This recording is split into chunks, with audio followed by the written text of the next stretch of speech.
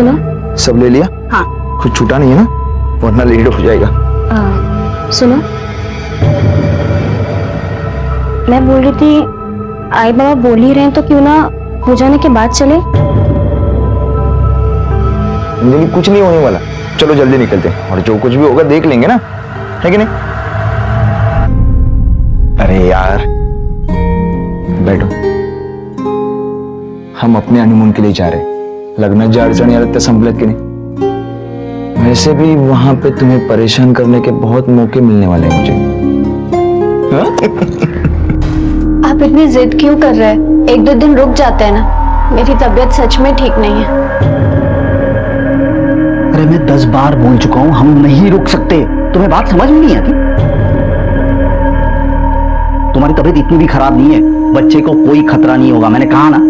मुझे समझ नहीं आ रहा है ऐसे क्या इमरजेंसी है कि आप ऐसा। तुम्हें समझने की कोई जरूरत नहीं है, मैंने कहा ना तुम्हें। फटाफट तैयार हो जाओ, चलो निकलना है हमें। दामाद जी, आप खामोखाम परेशान हो रहे, और वैसे भी डरने की कोई बात तो है नहीं। सासरे बुआ, मला माहिती मी काय करतोय, ये मेरा घर का मामला है, आप बीच में मत बोलिए। मैंने डिसाइड कर लिया है, आज हम लोग जा रहे हैं, बस। अरे बेटा, लेकिन मंजूषा पेट से है, इसका तो थोड़ा ख्याल रखो। तुम आ रही हो या नहीं?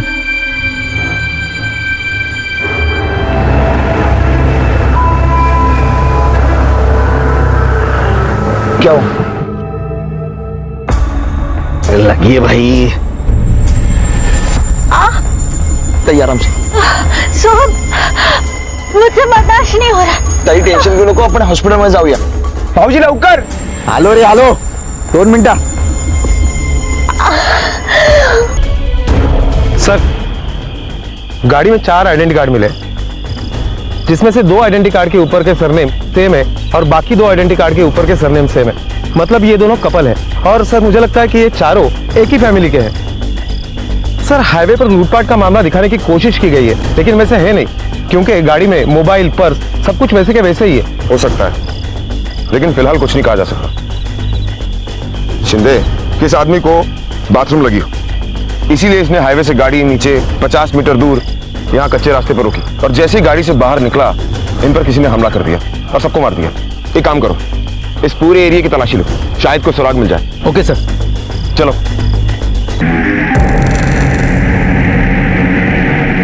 हाईवे का सफर जहां एक तरफ इंसान को वक्त पर या कई बार वक्त से पहले पहुंचने की सहूलियत देता है, तो वहीं दूसरी तरफ सुरक्षा के कारणों में कमी की वजह से यह भी देखा गया है कि वक्त पर पहुंचना तो दूर, कई बार इंसान अपनी मंजिल पर कभी नहीं पहुंच पाता, क्योंकि कोई अनहोनी या हादसा उन्हें पहले ही जिंदगी से दूर ले जाता है। हाईवे पर होने वाले हादसों के आंकड़े हर साल बढ़ रहे हैं और हजारों लोग अपनी जान गंवा रहे हैं, और सुरक्षा की इसी अनदेखी का फायदा उठाते हैं वो गैंग जो हाईवे पर लूटपाट करते हैं। क्या ऐसे ही किसी गैंग की हरकत थी ये 4 लोगों की हत्या की कोशिश, जिनमें से 3 लोग मर चुके थे और एक अब भी जिंदगी और मौत के बीच में झूल रही थी?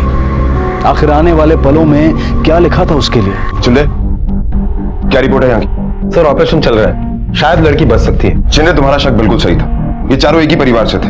इनमें एक कपल था, सोहन और अंजलि माने, और जिस आदमी की डेड बॉडी हमें गाड़ी के बाहर झाड़ियों के पास मिली उसका नाम था प्रताप शिर्के, जो मंजूषा का पति था।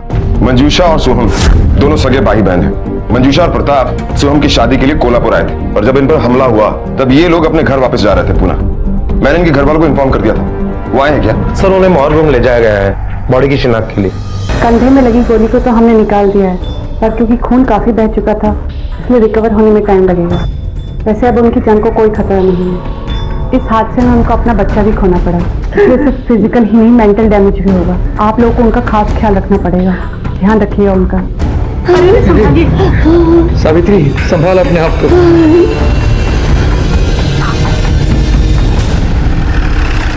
सर ये उन हिस्ट्री शीटर्स की लिस्ट है जिनका हाईवे पर लूटपाट करने का रिकॉर्ड है। शिंदे, मुझे नहीं लगता ये काम हाईवे पर लूटपाट करने वालों ने किया है। इसकी 2 वजह। पहली वजह ये है कि वो लोग अपनी तरफ से पूरी कोशिश करते हैं कि पुलिस को उनका कोई भी हिंट ना मिले, और दूसरी वजह ये कि अगर ये मामला लूटपाट का होता तो कैश, मोबाइल, ज्वेलरी सब गायब होता, लेकिन ऐसा कुछ नहीं, सब कुछ बरामद हुआ। Sir, ballistic report.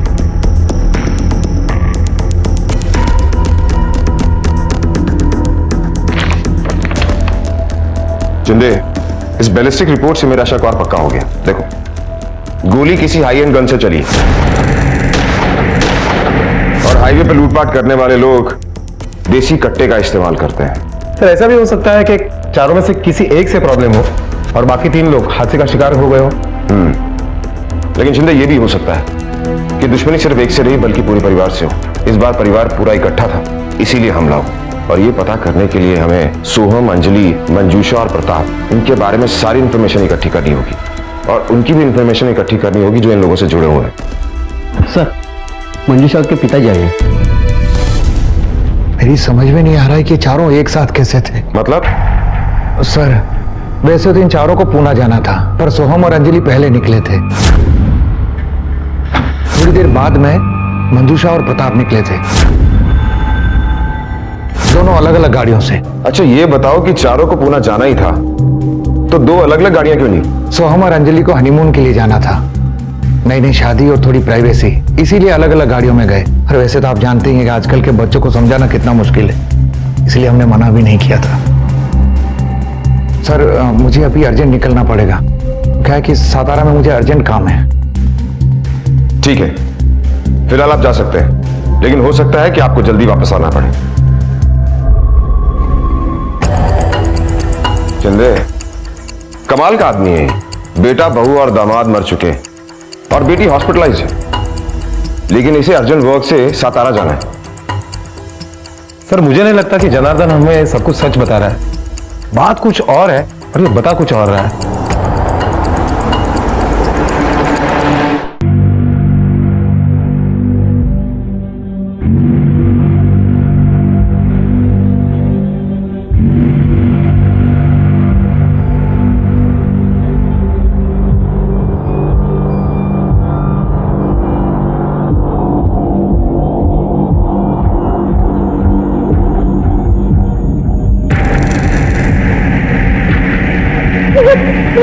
मेरा बच्चा, मेरा बच्चा।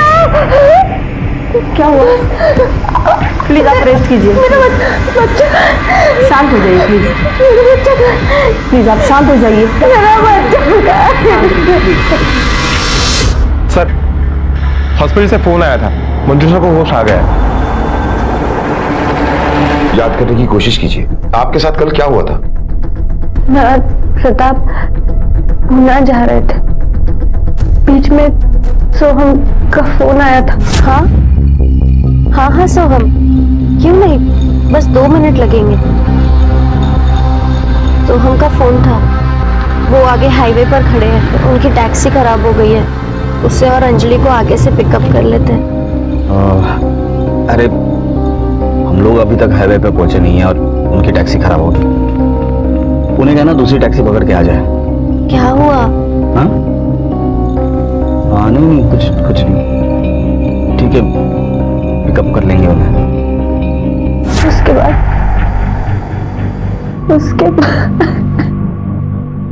कल तुम्हारी कैब से तुम अंजलि और सोहम को पुणे लेकर जा रहे थे ना? हाँ साहब, मैं ही लेकर जा रहा था उनको, लेकिन अचानक रास्ते में गाड़ी खराब हो गई, इसलिए मैंने उनको हाईवे पे ही छोड़ दिया। क्या ये वही दोनों हैं जिन्होंने अंजलि और सोहम को लिफ्ट दी थी? हाँ साहब, ये वही है।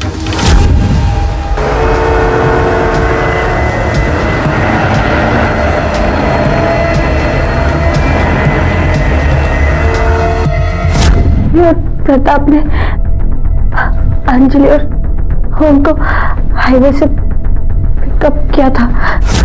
अंजलि, तुम बहुत स्मार्ट हो, नहीं राइट टाइम पे सोहम के साथ घर अलग बसाने का डिसीजन ले लिया, वरना इनके घर वाले तुम्हारे घर में कभी शांति रहने ही नहीं देते। आओ भाऊजी, 4 दिवस झाले लग्न में, कभी तो अच्छा बोलो फैमिली के बारे में। गलत कह रहा हूँ क्या कुछ? क्या हम पीछे ले सकते हैं? बहुत पेट में दर्द कर रहा है। ताई क्या हुआ? पानी दो।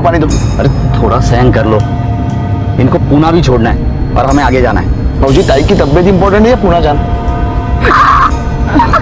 भाऊजी, आगे से एक राइट है, वहां शॉर्टकट है, हम जल्दी जा सकते हैं वहां से। ठीक है, चोर की लगे जा क्या था? सोहम, मुझे बर्दाश्त नहीं हो रहा। ताई टेंशन घेऊ नको, आपण हॉस्पिटल मध्ये जाऊया। भाऊजी लवकर. आलो रे आलो. 2 मिनिटं.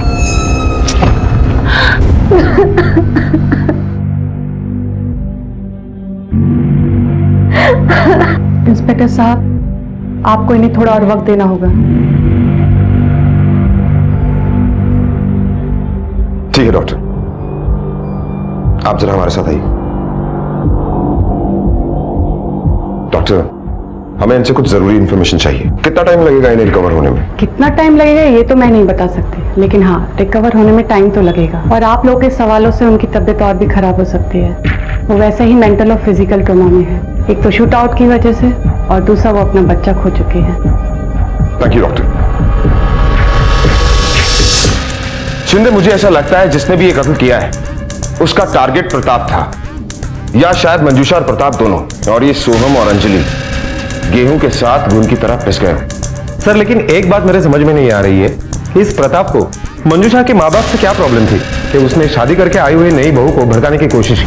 अंजलि, तुम बहुत स्मार्ट हो. नहीं, राइट टाइम पे सोहम के साथ घर अलग बसाने का डिसीजन ले लिया, वरना इनके घर वाले तुम्हारे घर में कभी शांति रहने ही नहीं देते.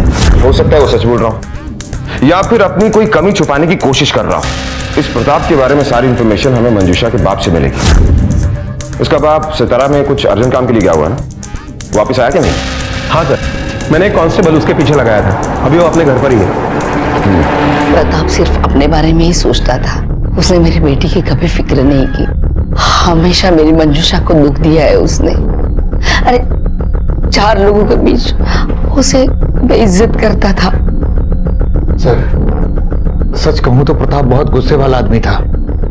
यहां तक कि उसने मेरे सोहम पर कोर्ट केस भी कर दिया था, हमारी अपनी जमीन हथियाने के लिए. वो सबको गालियां देता था. किसी की इज्जत करना तो उसे आता ही नहीं था. इसलिए तुमने उसे तंग आकर जान से मार दिया, है ना? सच कहूं तो हाँ, मैं उससे तंग आ गया था, पर मैंने उसका खून नहीं किया. मैं अपने बेटे बहू को क्यों मारूंगा?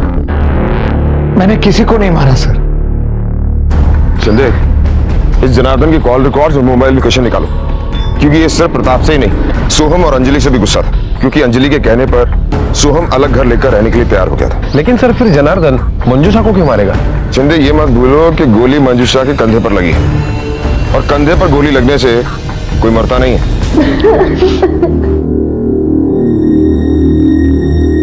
मत रो बेटा, कितना रोएगी. मर जाना चाहिए था मुझे इस जैसी जिंदगी. बच्चा ही तो एक सहारा था, वो भी इस दुनिया में नहीं रहा. किसके लिए जीऊंगी? नहीं बेटा, रोते नहीं. मेरी बात सुन. वो प्रताप ने तो तेरी जिंदगी वैसे भी नरक बना के रखी थी, और अब तो तेरा बच्चा भी नहीं रहा. सुन, अब तो तेरी जिंदगी आजादी से अपने तरीके से जी सकती है बेटा. 30 साल की उम्र में विधवा बनकर मैं कैसे आजाद हो सकती हूँ?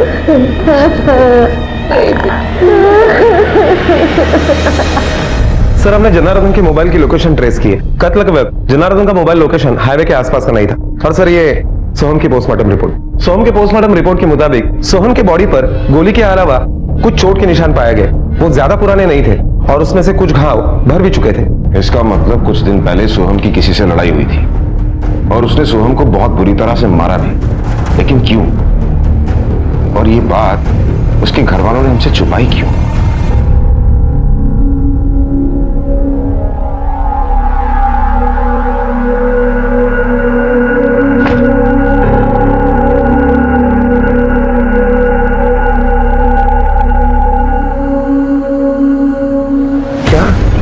सोहम का झगड़ा हुआ था? कब? हमें तो कुछ पता भी नहीं जी.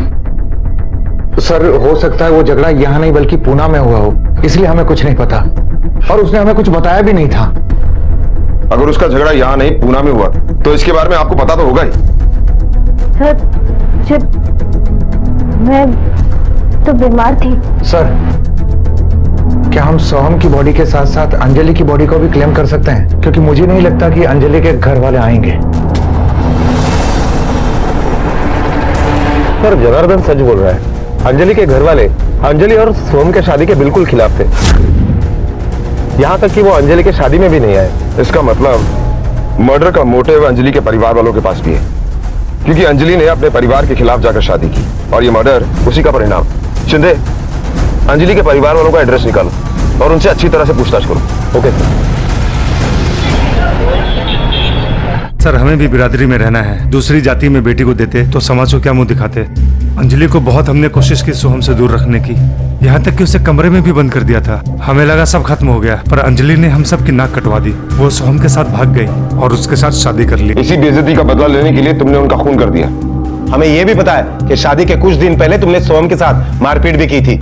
सर इस वजह से आप अगर हम पर यह इल्जाम लगा सकते हैं तो कोई और भी है जिनके मुंह पर इन्होंने शादी करके कालिक पोत दी थी, जिनको मुंह दिखाने के लायक नहीं छोड़ा था। मेरे बेटे की जिंदगी बर्बाद हो गई तुझसे शादी करके। पनौती बन के आई तो उसकी जिंदगी में, कभी सुख नहीं दिया उसे, और अब उसकी जान ले ली तूने। मनहूस कहीं की। अरे तू क्यों नहीं मरी उसकी जगह पे? तुम सबने मिलकर जान ली है मेरे बेटे की। समधन जी, ये क्या कह रही हैं आप? हादसे में आपने अपना बेटा ही नहीं बल्कि हमने भी अपने बेटे बहू को खोया है, तो भला हम अपने बेटे की जान क्यों लेंगे? ये मुझसे नहीं, खुद से पूछिए, सब पता है आपको। सर सोहम के बैंक अकाउंट डिटेल से पता चलता है कि 8 तारीख को सोहम के डेबिट कार्ड से 4000 रुपए का बिल हॉस्पिटल में पेड हुआ था। उसे काफी सारी चोटें आई थी, इस वजह से उसे हॉस्पिटल लेकर गए थे। उसे हॉस्पिटल लेकर कौन गया? सर उसके कुछ फ्रेंड और उसके बाप जनार्दन ने उसको एडमिट करवाया था। इसका मतलब उसके पिता को इस बारे में सब कुछ पता था, फिर उसने हमसे झूठ क्यों बोला? यह है सोहम की शादी का कार्ड, जिस पर लड़की का नाम अंजलि नहीं नेहा है। अब और कुछ छुपाने की कोशिश की ना तो अगली बार पूछेंगे नहीं, उगलवाएंगे, समझे? सर नाम तो बदल ही सकते ना। पंडित जी ने कहा था कि ये नाम अच्छा नहीं है, नेहा नाम शुभ है, इसलिए हमने नेहा नाम छपाया। अच्छा, पंडित ने बाप का नाम भी बदलने के लिए कहा था?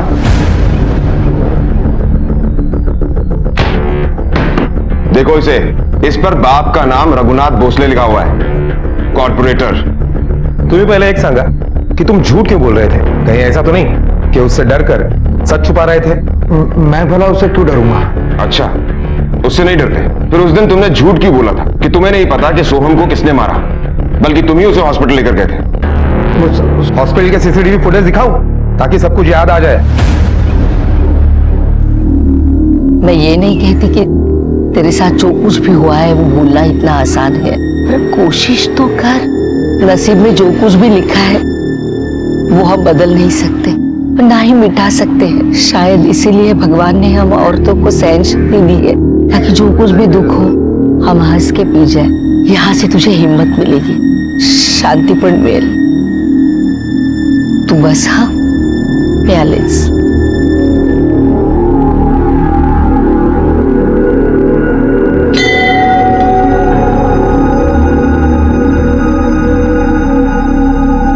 पंडित जी, मेरी बेटी मंजूषा के नाम से पूजा कीजिए।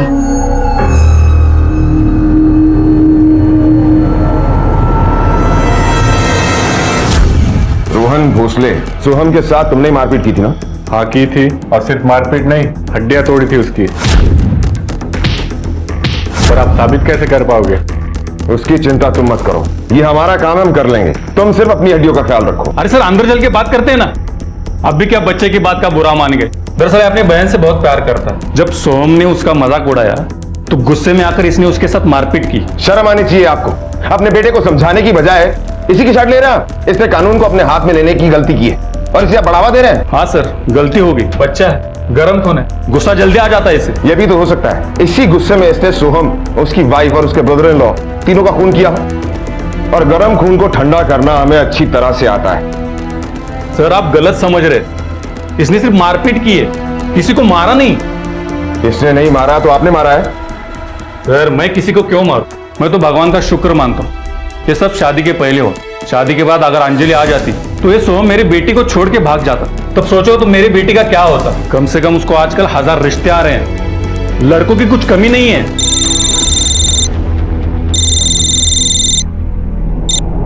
हेलो, क्या?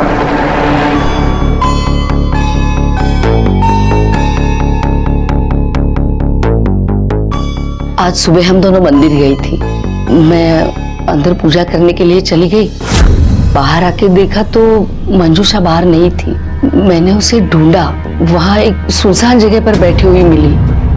मंजूषा दिखा तो काय ग इकडे काय करतेस? काय ग? मैं मंदिर की परिक्रमा कर रही थी।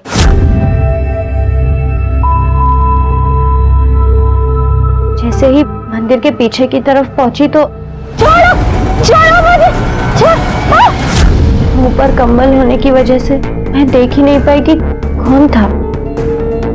हाईवे पर हमला हुआ और सिर्फ मंजूषा बची, लेकिन उसने कुछ भी साफ साफ नहीं बताया। और आज भी उस पर हमला हुआ और उसने कुछ नहीं देखा।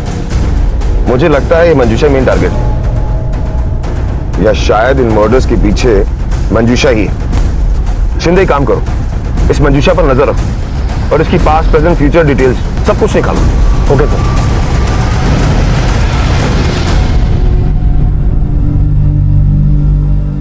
मंजूषा,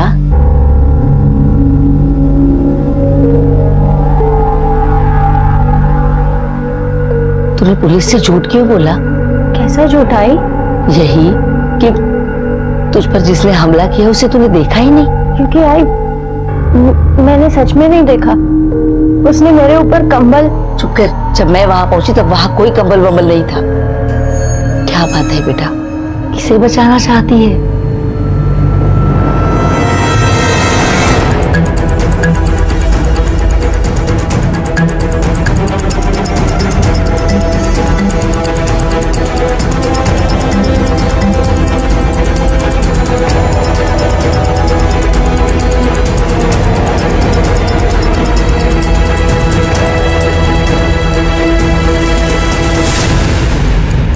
सुनील, मंदिर में जितने भी सीसीटीवी कैमरास हैं, सबकी फुटेज निकालो। क्यों इसे लेके जा रहे हो आप? क्या किया इसने? सर हुआ क्या? कहाँ ले जा रहे हैं? क्या किया है? हमें कुछ पूछताछ करनी है, चलाओ। मंजूषा, ये देखिए, जिस टाइम हम मंदिर की परिक्रमा कर रही थी, ये उस टाइम की सीसीटीवी फुटेज है।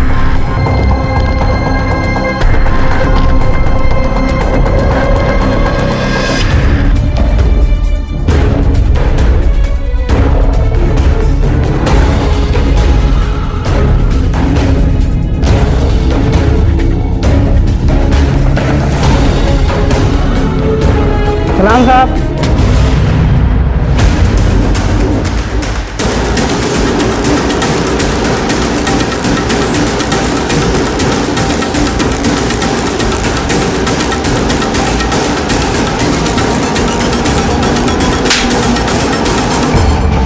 ये इरफान है। हम दोनों एक दूसरे से प्यार करते थे।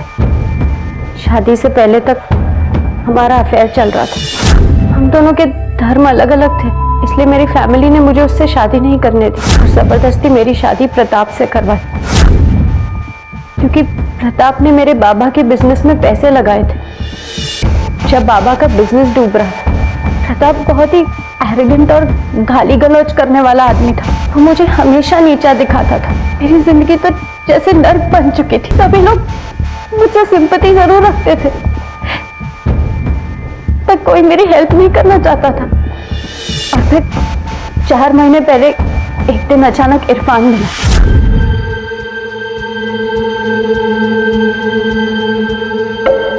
उसके बाद अक्सर वो मेरा पीछा करता था। मैंने कभी भी उसे पलट कर नहीं देखा, पर वो हार मानने को तैयार ही नहीं था।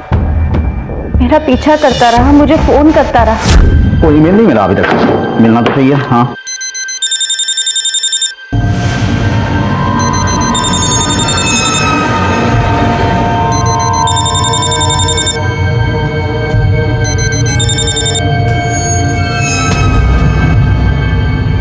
फिर मैंने आखिरी बार मिलकर इरफान को समझाने का सोचा। और उसे मिलने बुलाया। कहाँ थे तुम? कब से तुम्हारा इंतजार कर रहा हूँ मैं। आके तरस गई थी तुम्हें देखने के लिए। इरफान प्लीज दूर रहो मुझसे। अब मेरे और तुम्हारे बीच कुछ नहीं हो सकता। तुम मेरा पास्ट हो, प्रताप मेरा प्रेजेंट है। अरे पर ये अचानक से क्या हो गया? इरफान आज के बाद मैं तुमसे कभी नहीं मिलूंगी। मैंने इरफान वाली बात किसी को भी नहीं बताई। मुझे डर था कि अगर प्रताप को ये बात पता चली तो वो मुझे जान से मार देगा। और कल जब मैं मंदिर गई तो मैंने ये बात इसलिए नहीं छुपाई थी क्योंकि मैं डर गई थी, बल्कि इसलिए नहीं बताई क्योंकि मैं जानती थी कि मेरी बातों का यकीन कोई नहीं करेगा।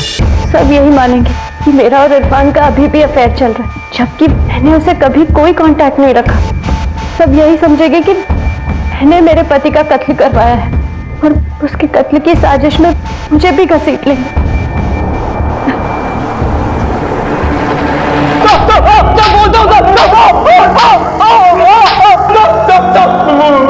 नहीं मानो साहब। देख, तेरे मोबाइल लोकेशन से हमें पता चल चुका है कि 8 तारीख को जब मर्डर हुआ तब तू हाईवे पे था। चल सच सच बता, तूने मंजूषा के लिए प्रताप को मारा ना?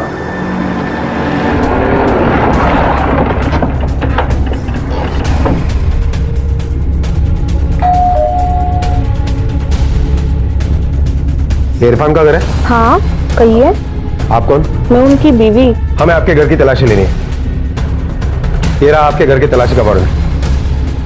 भाविस्कर तावड़े कारण कोबरा बिन जुंगाड़ा। चला सर।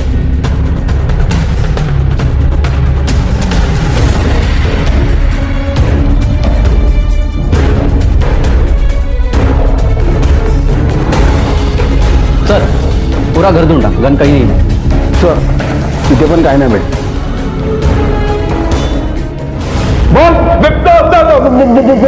बोलता हूँ मारना मत साहब। मैं मंजूषा और उसके पति का पीछा कर रहा था।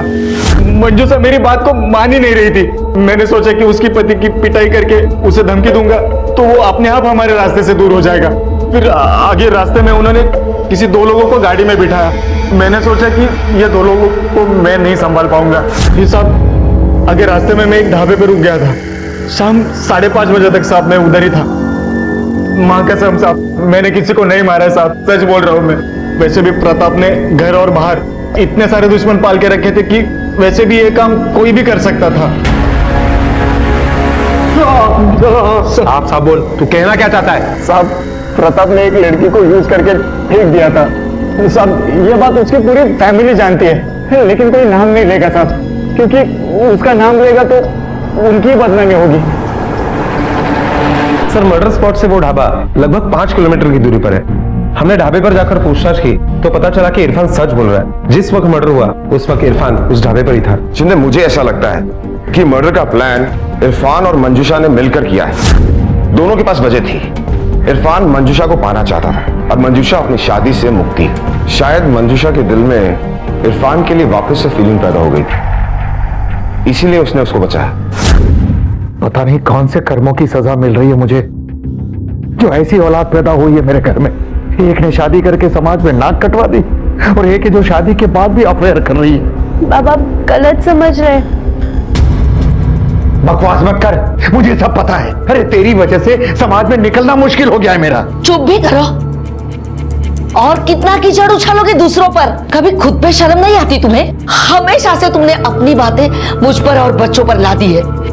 कभी कभी तो मुझे शक होता है कि प्रताप की इन हरकतों से तंग आकर और सोहम ने जो अंजलि के साथ शादी की उसकी वजह से और अपना कॉन्ट्रैक्ट खोने की वजह से मैंने तो इन तीनों का खून नहीं किया। सर प्रताप के कॉल रिकॉर्ड में हमें एक नंबर ऐसा मिला है जिस पर कुछ महीने पहले काफी सारी बातें हुई है, और बैंक रिकॉर्ड के मुताबिक एक अकाउंट नंबर ऐसा मिला है जिस पर लगभग हर महीने पैसे जमा किए जाते थे। सर ये बैंक अकाउंट और फोन नंबर एक ही इंसान के नाम पर रजिस्टर्ड है।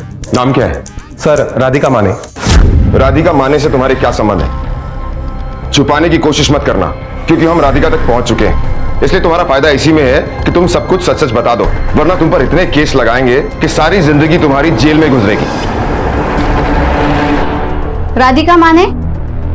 हाँ, आपको हमारे साथ पुलिस स्टेशन आना पड़ेगा। Police station? लेकिन क्यों? राधिका मेरे कजिन की बेटी है बचपन में उसके माँ बाप की एक एक्सीडेंट में मौत हो गई थी, तब से मैंने उसे पाला है। जनार्दन काका और सावित्री काकी ने मुझे पाल पोस कर बड़ा किया, अच्छी जिंदगी दी, कभी कोई भेदभाव नहीं किया। लेकिन मंजूषा ताई की शादी के बाद जब से वो प्रताप मेरी जिंदगी में आया है, मेरी जिंदगी तहस नहस हो गई है। काका ने जबरदस्ती मुझे उसके साथ रिश्ता रखने के लिए मजबूर किया। प्रताप का जब मन करता था वो तब मेरे साथ जबरदस्ती करता था। अपने बच्चे की तरह पाला मैंने उसे, और बदले में उसने मेरी बेटी का घर बर्बाद कर दिया। वो कहती थी कि प्रताप की गंदी नजर है उस पर। काका ने कभी मेरा विश्वास नहीं किया, कभी मेरा साथ नहीं दिया, क्योंकि उन्हें प्रताप से पैसे मिल रहे थे। सर ये सब 3 साल तक चलता रहा। सर ये सब झूठ है, बकवास है। अगर ऐसा था तो 3 साल तक ये सब कैसे चलता रहा? सर राधिका का दिल आ गया था प्रताप पे। मैंने तो खुद देखा है प्रताप पर उसे डोरे डालते हुए। जैसे ही मैंने अपने ब्यूटिशियन का कोर्स कंप्लीट किया, मैंने वो घर छोड़ दिया और वापस कभी नहीं गई। 2 महीने हो गए, मैंने किसी की शक्ल नहीं देखी, पर प्रताप ने हार नहीं मानी। वो मेरे पीछे पड़ा रहा, और आज जब आप कह रहे हैं कि वो मर गया है, तो मुझे दुख होने की बजाय खुशी हो रही है, क्योंकि उस जैसे गंदे घटिया इंसान को बहुत पहले मर जाना चाहिए था। सर अगर हम राधिका या जनार्दन इन दोनों में से किसी की एक के बयान को भी सच मान ले, फिर भी राधिका के पास ही प्रताप को मारने का स्ट्रॉन्ग मोटिव है। 3 साल तक प्रताप ने राधिका को अब्यूज किया। उसने अपनी बीबी तक को नहीं छोड़ा और इसे भी छोड़ना नहीं चाहता था, और इसीलिए इन सब से मुक्ति पाने के लिए और बदला लेने के लिए राधिका ने प्रताप के ऊपर गोली चलाई होगी, और गलती से सोहम और अंजलि दोनों मारे गए होंगे। शिंदे, तो इस राधिका पर नजर रखो, पता करो इसने किसी से कोई गन तो नहीं खरीदी थी, या किसी को सुपारी दी हो, या ये भी हो सकता है कि उसने किसी के साथ मिलकर प्रताप को मारने की प्लानिंग की हो। Okay sir.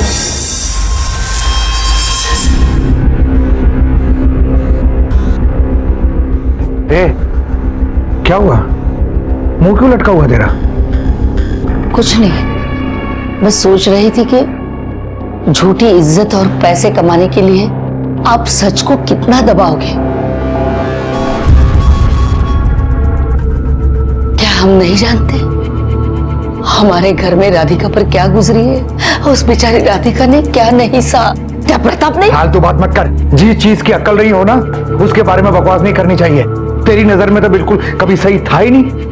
मैंने कभी कोई सही काम किया ही नहीं। जब घर से बाहर निकलोगी ना, समाज में जिंदा रहने के लिए और घर चलाने के लिए हाथ पैर मारोगी ना, तब जाकर पता लगेगा कि दुनिया क्या है और कैसे चलती है। बकवास करती है।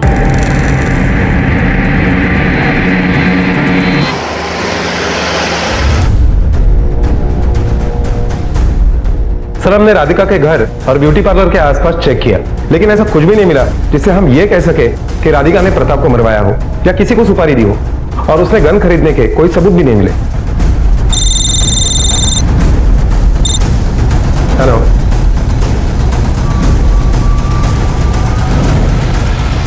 अरे भाई तुम्हारे पैसे दे दूंगा मैं। कहीं भागा जा रहा हूं क्या? भरोसा रखो ना, बोल रहा हूं। कितनी बार बताऊं मैं तुम्हें? दे दूंगा। आइए। कैसे हैं? काफी बिजी लग रहे हैं। कैसे चल रहा है आपका काम तो ठीक ही चल रहा है। अच्छा, लेकिन हमें तो ये पता चला है कि आप कंप्लीटली नेहा के पिता के ऊपर डिपेंडेंट थे, और जब नेहा के साथ आपके बेटे का रिश्ता टूटा तो आपसे सारे कॉन्ट्रैक्ट वापस ले लिए गए, और ऊपर से कमेटी ने इंक्वायरी बिठा दी ये पता करने के लिए कि पिछले 15 साल से आपने कितनी ईमानदारी से काम किया। सही बात है? हमारे धंधे में ये सब तो चलता ही रहता है। तो अचानक आपके बेटे के मर्डर के बाद आपकी आर्थिक हालत कैसे सुधर गई? हालात तो सुधरने वाले थे। कमेटी ने सब इल्जाम वापस ले लिए, क्योंकि जनार्दन शिर्के के खिलाफ मेरिट में कुछ साबित ही नहीं हुआ। हो सकता है कि इत्तेफाक हो कि मेरिट में कुछ नहीं मिला, पर बड़ा अजीब सा इत्तेफाक है। जब बेटे की शादी होने वाली थी तो कोई भी तुम्हें एक भी कॉन्ट्रैक्ट देने के लिए तैयार नहीं था, लेकिन जैसे ही तुम्हारा बेटा और बहू मरे तुम्हें सब कुछ वापस मिल गया। कहीं ऐसा तो नहीं कि अपना सब कुछ वापस पाने के लिए तूने खुद ही अपने बेटे और बहू को मरवा दिया हो, और प्रताप तो वैसे ही तुम्हारे गले की हड्डी बना हुआ था, उसे भी रास्ते से हटा दिया हो। आप मुझ पर झूठा और बेबुनियाद आरोप लगा रहे हैं। उसने अपनी बेटे की शादी मेरे बेटे से करने के लिए इनकार किया था, इसलिए इस बात का बदला लेने के लिए मैंने कमेटी बिठाई थी। सर सोहम के मौत के बाद जनार्दन मेरे पास आया और रोने लगा। ये सब उसके बेटे की गलती थी। वो खुद अपने बेटे की शादी मेरी बेटी नेहा के साथ करवाना चाहता था, लेकिन औलाद ऐसे निकली, वो तो क्या करे। सर 20 साल से मेरी और उसकी जान पहचान थी। इसलिए मैंने सोचा कि उसे माफ कर दूं। और मैंने कभी उसे सोहम की हत्या करने के लिए नहीं कहा था और ना ही कभी मैंने उसको धमकाया था। तुम सिर्फ अपने बारे में सोचते हो। तुमने अपने फायदे के लिए जबरदस्ती अपनी बेटी की शादी प्रताप से करवाई और फिर राधिका से फायदा उठाने के लिए उसे भी बलि पर चढ़ा दिया और अपने बेटे की शादी नेहा से करवाने की सोची ताकि उसके बाप से फायदा उठा सको।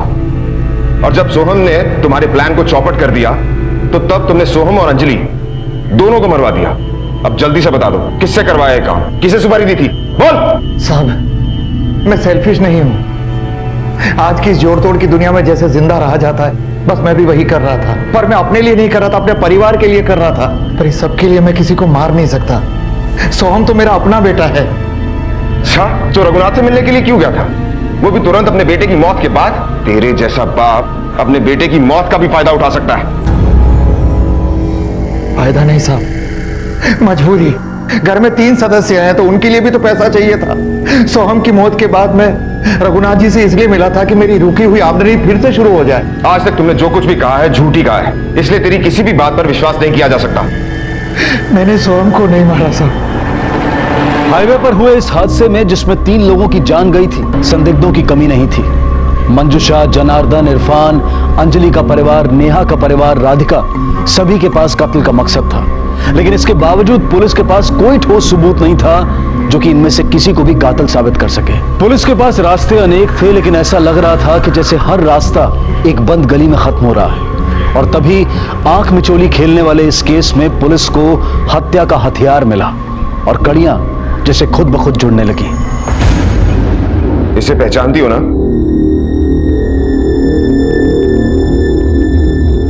अब बात को बिना घुमाए फिराए सब कुछ सच सच बताओ, क्या हुआ था उस दिन?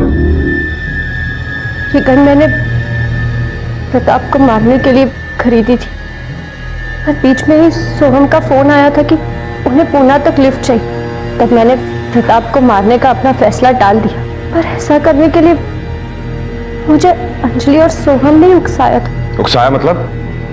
वो दोनों हमेशा खुश ही रहते थे, उन्हें जो चाहा वो मिला, मुस्कुराते थे, एक दूसरे की केयर करते थे। मैं ये सब बर्दाश्त नहीं कर सकी। मैं भी तो उसी परिवार की थी। फिर मेरे साथ ये भेदभाव क्यों? जब से शादी हुई थी बस रो रही थी, बेइज्जत हो रही थी। मुझे वो खुशियां कभी नहीं मिली जो उन्हें मिली थी। फिर एक दिन ये सब देखते सोचते मुझे क्या हो गया। 3 लोगों की जान लेने से बेहतर होता कि तुम अपने आप को समझाती, एक सही फैसला लेने की हिम्मत जुटाती। तुम्हारे एक गलत फैसले ने 2 मासूमों की जान ली है। काश तुम्हें पता होता कि अपराध का रास्ता किसी को आजाद नहीं कर सकता, सिर्फ बंदी ही बना के रख सकता है। ऐसा कहते हैं कि अक्लमंद से अक्लमंद इंसान भी अपने दिमाग का सिर्फ 2 से 3% ही इस्तेमाल करता है। बाकी के बचे हुए प्रतिशत में क्या है यह हम नहीं जानते। और शायद उसी का एक हिस्सा है मंजुषा की हालत, जिसने उसे गुनहगार बना दिया। लेकिन इंसान की चेतना भी कमाल है। अगर वो जागृत रहे तो इंसान को भगवान, और अगर सो जाए तो भगवान को भी शैतान बना सकती है। और शायद यही हुआ था मंजुषा के साथ। उसने अपनी हालत के सामने समर्पण नहीं किया था, लेकिन विरोध और बेहतरी का जो रास्ता उसने निकाला था वो उसकी पहले की हालत से ज्यादा भयानक था। जनार्दन जैसे लोग जो समाज और दुनिया की दुहाई देते हैं, अपनी गलतियों पर पर्दा डालते हैं, उन्हें दूसरों पर थोपते हैं, असल में वो गुनाह की खेती कर रहे होते हैं और उसी गुनाह की फसल उन्हीं के आसपास उगकर उन्हीं की तबाही का कारण बनती है। मंजुषा को सोहम, प्रताप और अंजलि के कत्ल के लिए गिरफ्तार किया गया है।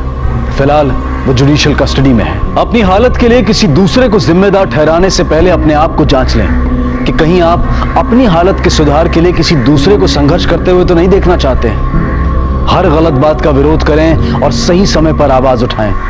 यही एक अच्छे इंसान की पहचान है। अब मैं अनूप सोनी आपसे विदा लेता हूं। फिर मुलाकात होगी अगले एपिसोड में एक और चौंका देने वाले केस के साथ। तब तक अपना और अपने परिवार का ख्याल रखें और देखते रहें क्राइम पेट्रोल डायल 100। सबक एक को सीख हम सबको। जय हिंद।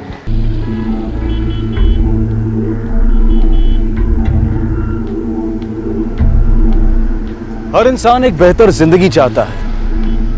कोई ज्यादा सुख सुविधाएं चाहता है, किसी को बड़ा घर चाहिए, किसी को ज्यादा पैसा चाहिए, किसी को बेहतर जीवन साथी चाहिए। ये सारी ख्वाहिशें जायज हैं, लेकिन इन्हें पाने के लिए हम रास्ता कौन सा अपनाते हैं वो तय करता है कि हमारे जीवन का सफर कैसा होगा।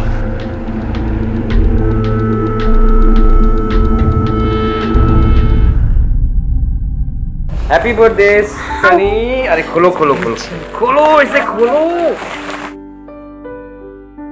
नमस्कार काका। सनी बेटा, तुम्हारे उमेश काका तुम्हारे लिए बड़ा सा केक लाने गए हैं, वो बस आते ही होंगे। मुझे नहीं बनाना बर्थडे। अच्छा गिफ्ट भी नहीं मिला, केक भी नहीं आया और बाबा भी नहीं आया। अरे बाप रे, देखो केक भी आ जाएगा और बाबा भी रास्ते में है।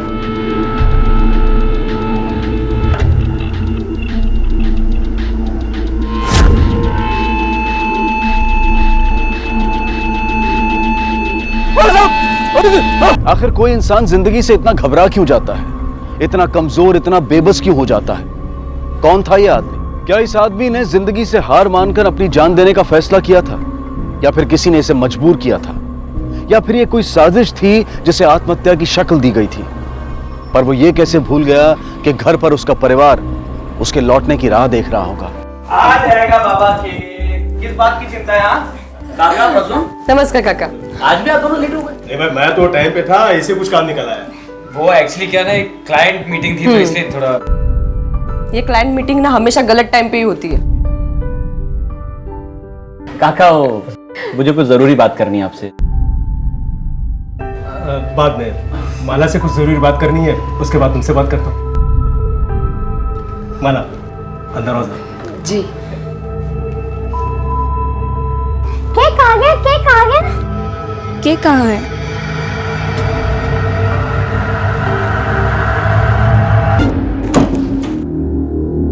केक कहाँ है? नहीं ला पाया। नहीं ला पाया मतलब? नहीं ला पाया मतलब नहीं ला पाया, पैसे नव्हते यार माझ्याकडे। पर पैसे तो दिले होते ना। अगर इसके बारे में दिलीप को पता चल गया तो? नहीं, ये बात हम दोनों के बीच है ना, तो उसे पता कैसे चलेगा? और अगर उसे पता चल भी गया तो मैं उसे समझा दूंगा। हेलो, क्या? ठीक है। क्या जरा? पुलिस का फोन था, दिलीप हॉस्पिटल में है। हाँ? हाँ।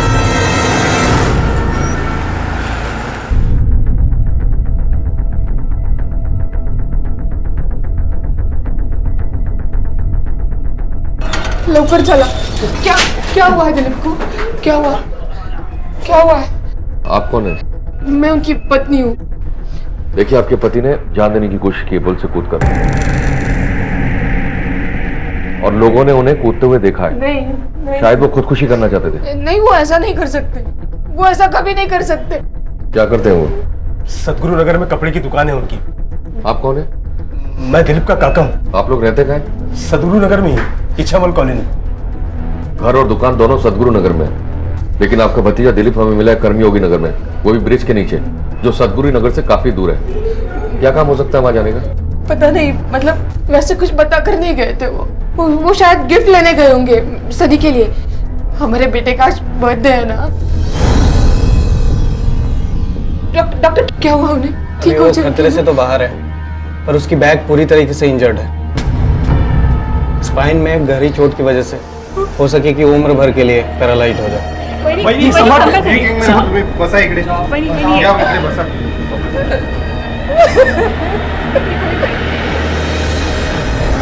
ये बात तो तय थी कि दिलीप ने आत्महत्या की थी, जिसे पुल के नीचे खड़े लोगों ने स्पष्ट किया था। लेकिन पुलिस ये नहीं जान पाई थी कि इस आत्महत्या के पीछे का कारण क्या था। और दिलीप के पैरालाइज्ड हो जाने के बाद ये जानना पुलिस के लिए और मुश्किल हो गया था।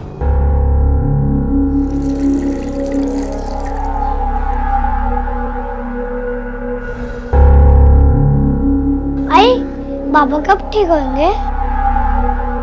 वही नहीं, पुलिस।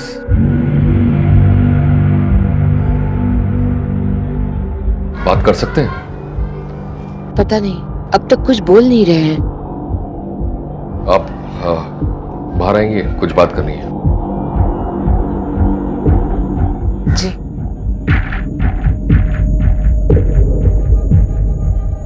हाल ही में कुछ हुआ था क्या? नहीं, मतलब ऐसे तो कोई बात नहीं थी। कुछ तो हुआ होगा। दिलीप की अपनी दुकान है, कोई लॉस हुआ हो या फिर किसी का उधार? हाँ मतलब कुछ पैसे लिए थे इन्होंने काका से दुकान सेट करने के लिए। घर की बात है, पैसे लौटाने की भी कोई जल्दी नहीं थी।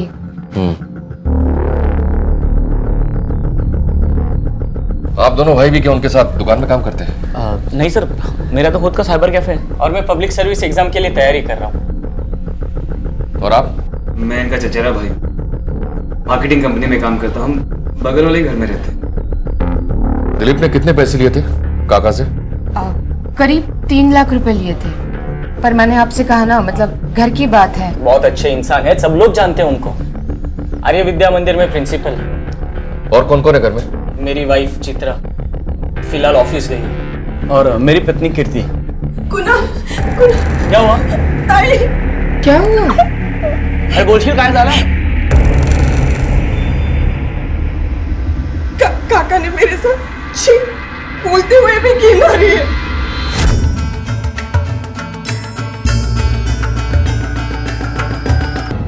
अरे बेटा, तुम यहाँ आ गई।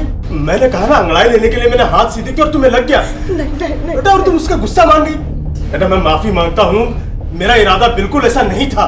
तेरी हिम्मत कैसे? अरे क्या दिमाग ठिकाने है तुम्हारा? अरे काका है वो, काका बस कर रही है। शांत बसाता तुम ही। काका ऐसे कर ही नहीं सकते, डोकं ठिकाना रे का। माझ्यावरती विश्वास ठेव। एक मिनट, मुझे तुमसे अकेले बात करनी है।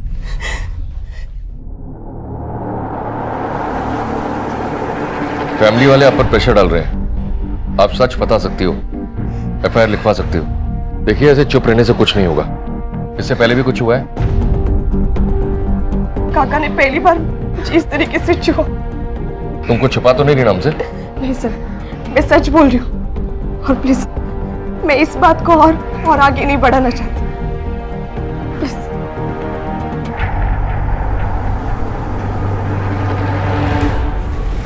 विश्वास जोशी स्कूल का प्रिंसिपल है, पर कैरेक्टर का ढीला लगता है, वरना बहू उसके खिलाफ ऐसा कंप्लेन क्यों करेगी?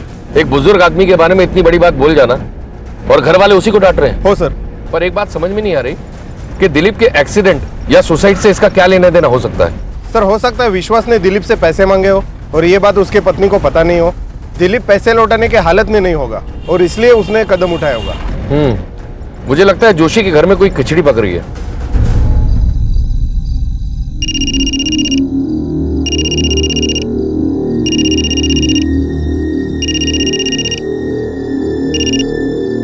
हेलो। अरे लो, कौन है रे बाबा इतनी देर रात को? बहुत हाथ चलता है ना तेरा बुड्ढे। अगली बार ऐसा किया ना तो हाथ तोड़ दूंगा, समझा? Hello hello, good good.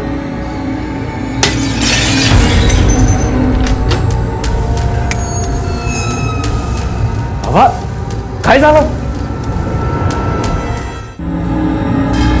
Hello hello, patrolling 421 Gangapur की खाड़ी के पास एक बॉडी मिली है। आई रिपीट, गंगापुर की खाड़ी के पास एक बॉडी मिली है। सर पहले दिलीप की आत्महत्या की कोशिश और फिर विश्वास जोशी का खून। सर कल ही घर की बहू कीर्ति ने इन पर मॉलेस्टेशन का आरोप लगाया था और आज इनका खून हो गया। बॉडी का कब पता लगा? साहब करीब 2 बजे। बॉडी के आसपास कुछ मिला? जी सर, अब तक तो कुछ भी नहीं। बॉडी को पोस्टमार्टम के लिए भेजो और इसके बेटे प्रसून को इन्फॉर्म करो। और देखो आसपास अगर मोबाइल मिलता है तो पता तो लगे किसने इसे यहाँ बुलाया था। सुबह से तुम कहाँ थी? मैं तो घर पर ही थी। दरअसल वो मेरी तबीयत ठीक नहीं थी, इसलिए मैंने ऑफिस से छुट्टी ली थी। हाँ सर, घर ही सोती ही। तो घर में रह के भी अपना बाहर का काम करवा सकते हैं, है ना? क्या? आप मुझ पर शक कर रहे हो? शक नहीं, पूछताछ कर रहे हैं। सर मैं ऐसा क्यों करूंगी? मैंने तो उनके खिलाफ पुलिस कंप्लेंट करने के लिए भी मना कर दिया था। आपको भी बात ये पता है? पता है, क्योंकि तुम्हें पता है कि तुम्हारे घर वाले सपोर्ट नहीं करेंगे और तुम्हारा पति भी सपोर्ट नहीं करेगा। हाँ पता है।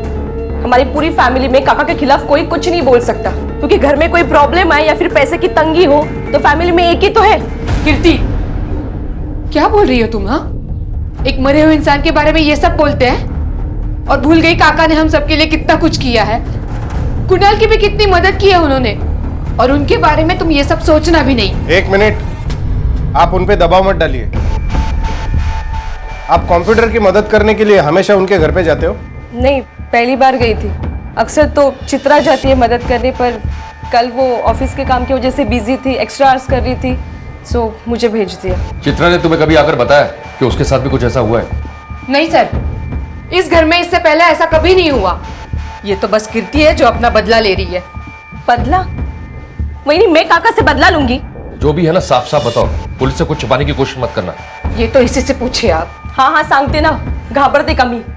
सर इस घर में शादी करके पछता रही हूं मैं। गलती मेरी थी, गलत आदमी से शादी कर ली। कुणाल ने मुझे बताया कि वो बहुत अमीर फैमिली से बिलोंग करते हैं। उसकी फैमिली ने भी यही बताया कि उसका खुद अपना साइबर कैफे है। लेकिन नहीं, शादी के बाद पता चला कि वो सिर्फ एक पार्टनर है, कुछ खास नहीं कमाता, सिर्फ नाम के लिए बिजनेस है। इन सब ने मिलकर मुझे चीट किया है। निकम्मा पति। कमा तो मैं लेती हूँ सर, मैं तो खुद डिवोर्स लेना चाहती थी, पर नहीं, काका ने बीच में टांग अड़ा दी, मेरे भाई बाबा से जाके शिकायत कर दी।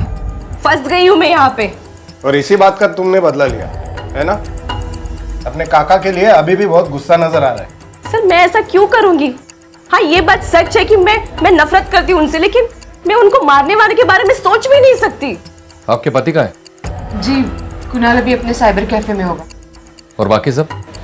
उमेश अपने इंस्टीट्यूट में और चित्रा ऑफिस में। सर मैंने मैसेज भेज दिया है, बस आते ही होंगे सर। चित्रा का ऑफिस एड्रेस? कल आधी रात को एक अजीब सी घटना हुई। किसी ने पत्थर फेंककर बाबा की रूम की खिड़की तोड़ दी और उनको धमकी भरा फोन भी किया। मैं आने ही वाला था पुलिस स्टेशन कंप्लेंट लिखवाने के लिए, मैं आप खुद ही आ गए। आप रात में ही आ जाते तो ये घटना टल सकती थी। चलो विश्वास की कॉल डिटेल्स निकालो सर। पता करो कि रात में किसने उसे धमकी दी थी, और हाँ बैंक डिटेल्स भी पता तो करें कौन कौन विश्वास से मदद लेता रहा है। हो सर।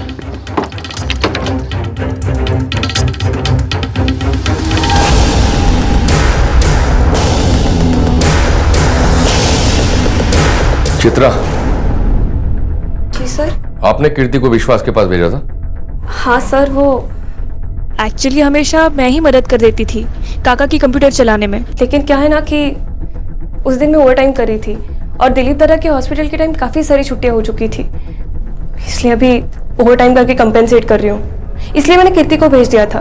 कीर्ति ने उस दिन सबके सामने ये कहा कि विश्वास जी ने उसके साथ कुछ गलत किया। क्या तुम्हारे साथ भी ऐसा कुछ हुआ है? नहीं सर, बिल्कुल नहीं। कीर्ति या तो झूठ बोल रही है या फिर उसे कोई गलत फहमी हो गई है। काका तो ऐसे कर ही नहीं सकते। तुम इतना कॉन्फिडेंस से कैसे कह सकती हो सकता है तुम्हारे साथ ना हुआ, उसके साथ हुआ। क्या है ना सर कि जितना प्यार काका बेटे से करते थे उनके, उतना ही प्यार हम सबसे करते थे। उन्होंने बहुत हेल्प की है हमारी। उधर विश्वास का मर्डर हो गया और तुम घर नहीं गई? सर वो मुझे भी अभी पता चला, मैं बस निकलने वाली थी कि मैंने लीव के लिए अप्लाई कर दिया है। घर का खर्चा तुम चलाती हो क्या करो सर, जैसे तैसे गुजारा चल रहा है, लेकिन बस कुछ ही दिनों की बात है। एक बार उमेश यूपीएससी की एग्जाम पास कर लेगा ना, फिर मुझे नौकरी करने की जरूरत भी नहीं पड़ेगी। ठीक है।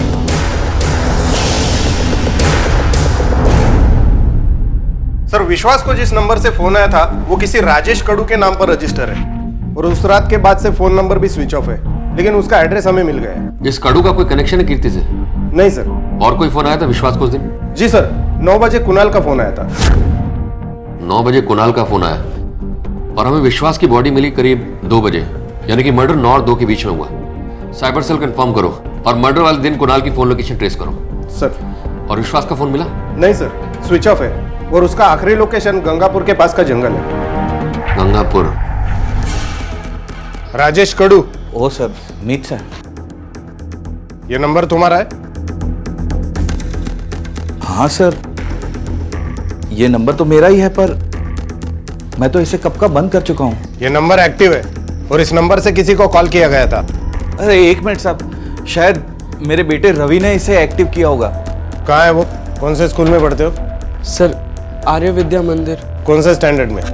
सर 11th में। प्रिंसिपल कौन है तुम्हारे? विश्वास जोशी। उनका खून हो गया, पता है तुम्हें? और रात को उनको धमकी भरा फोन भी गया था तुम्हारे पापा के नंबर से, तुम्ही ने किया था ना? रवि खरा सांग।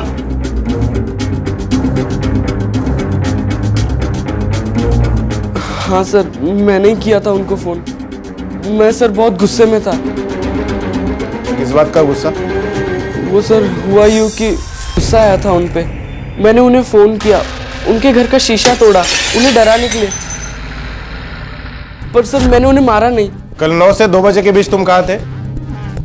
सर मैं घर ही तो। हाँ सर, वो घर पे ही था। तुम्हारा फोन नंबर दो मुझे, तुम्हारे पास है वो, और जरूरत पड़ी तो पुलिस स्टेशन आना पड़ेगा। सर मर्डर के दिन कुणाल के फोन की लोकेशन मिल गई है। वो 10 साढ़े 10 बजे तक गंगापुर वाली खाड़ी के पास ही था। बुलाओ सर। सर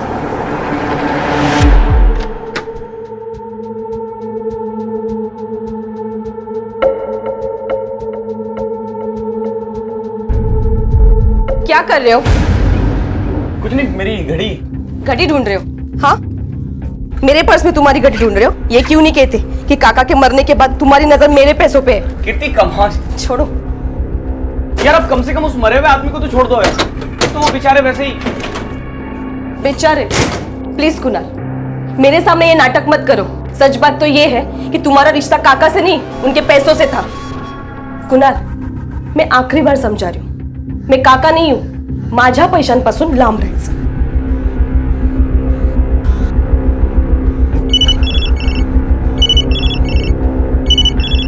हेलो, कौन है? सर सुबह 10:30 बजे तो मैं अपने साइबर कैफे में था। अब पता किधर था? तेरी फोन की लोकेशन बता रही है कि मर्डर वाली सुबह 10 और 10:30 के बीच तू गंगापुर के पास था, और तूने सुबह अपने विश्वास काका के साथ बात भी की थी 9 बजे। आज शपथ मैंने किसी का खून नहीं किया। मुझे तो विश्वास काका से उधार पैसे चाहिए थे, इसलिए मिलने गया था मैं। तो ये बात पहले क्यों नहीं बताई? कैसे बताता साहब, आखिर सारे घर वाले तो मुझे निकम्मा मानते थे। 70,000 रुपए चाहिए थे मुझे काका साहब से। 70,000 क्यों चाहिए थे? साहब मेरा साइबर कैफे का बिजनेस है जो पूरी तरह ठप पड़ चुका है। एक तो सबके हाथ में फोन है और उसमें फ्री इंटरनेट। मैंने सोचा था साहब कि नया धंधा शुरू करूंगा जो बहुत अच्छे से चले, इसलिए मैंने काका साहब से पैसे उधार मांगे। पर मुझे डर था साहब कहीं काका साहब मना ना कर दे, इसलिए मैंने दूसरा तरीका अपनाया। बचपन में काका साहब हमको अक्सर गंगापुर के पास घुमाने ले जाया करते थे। मैंने सोचा उनको वहाँ बुलाऊंगा, शायद इमोशनली थोड़ा फायदा मिल जाए। क्या हुआ मिलने के बाद फिर? उन्होंने हाँ बोल दिया साहब, वो राजी हो गए और फिर मैं वहाँ से निकल गया। तुम दोनों साथ भी तो जा सकते थे घर। हाँ साहब, पर अर्जेंटली मुझे मेरे साइबर कैफे वाले पार्टनर का फोन आया। उसने बोला कि कंप्यूटर बंद हो चुका है और रिपेयरिंग का काम सिर्फ मैं जानता हूँ, इसलिए जाना पड़ा। कॉल रिकॉर्ड्स में उसका नंबर तो होगा ना, दिखा फोन।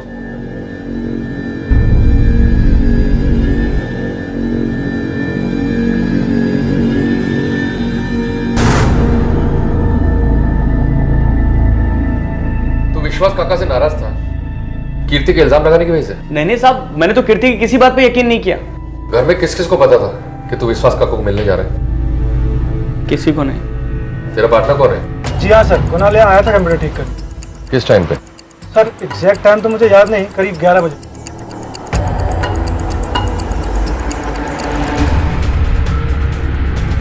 कुणाल ऐसे नहीं कर सकता, वो और बाबा बहुत क्लोज थे। कुणाल दादा काका की बहुत इज्जत करते थे आणि काका पण खूप मानायचे त्याला। हाँ, और काका ने उसको बिजनेस के लिए पैसे दिए थे, तो फिर वो क्यों मारेगा काका को? और इतने सालों में मैंने उन दोनों में कभी झगड़ा होते हुए भी नहीं देखा। साहब भाऊ को अच्छे से जानता हूं मैं, वो कभी किसी का खून नहीं कर सकते, और काका का तो बिल्कुल भी नहीं। भाऊ को कोई भी चीज की जरूरत होती तो काका ही तो थे जो उसकी मदद करते थे।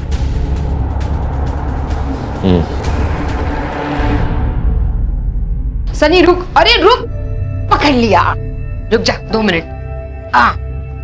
पढ़ाई तो अच्छे से की है ना मेरे बेटे ने? हाँ, लेकिन एग्जाम गंदा ही जाएगा। नहीं बेटा, ऐसे नहीं बोलते।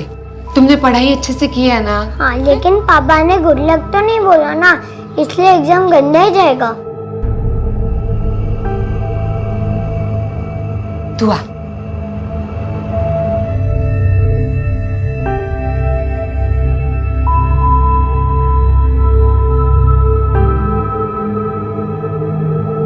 देखा, अभी बाबा ने सनी को गुड लक बोला ना?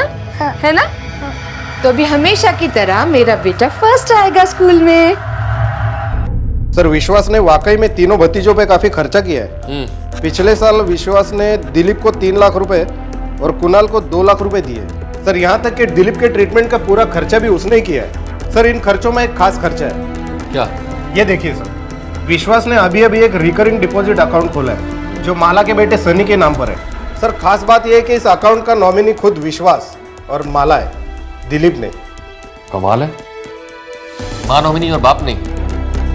तुम्हें याद है उस दिन भी माला ने कीर्ति को सपोर्ट नहीं किया था, विश्वास का सपोर्ट किया था और कीर्ति को सबके सामने मारा भी था। सर मुझे तो लगता है कि विश्वास काका और माला के बीच में कुछ चल रहा है। हो सकता है कि इस बात का दिलीप को पता चल गया हो और उसने सुसाइड करने की कोशिश की हो। आप विश्वास के काफी क्लोज थे।